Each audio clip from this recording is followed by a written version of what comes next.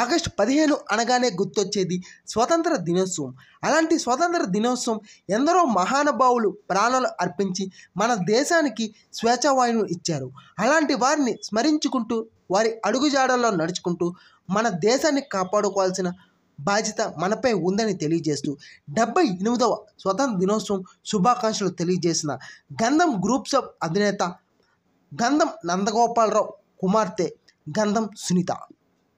78వ స్వాతంత్ర దినోత్సవ శుభాకాంక్షలు. ఈరోజు ఎంతో అభివృద్ధి చెందిన భారతదేశాన్ని మనమందరూ చూస్తున్నాం. అన్ని రంగాలలో భారతదేశం ఈరోజు ముందు అంజలిలోనుంది.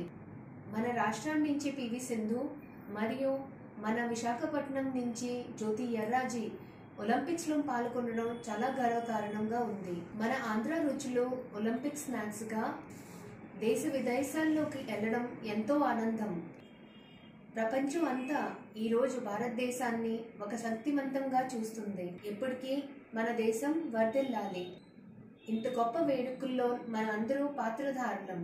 అందరూ కలిసి మన దేశ గౌరవాన్ని ఇలాగే కాపాడుకుందాం.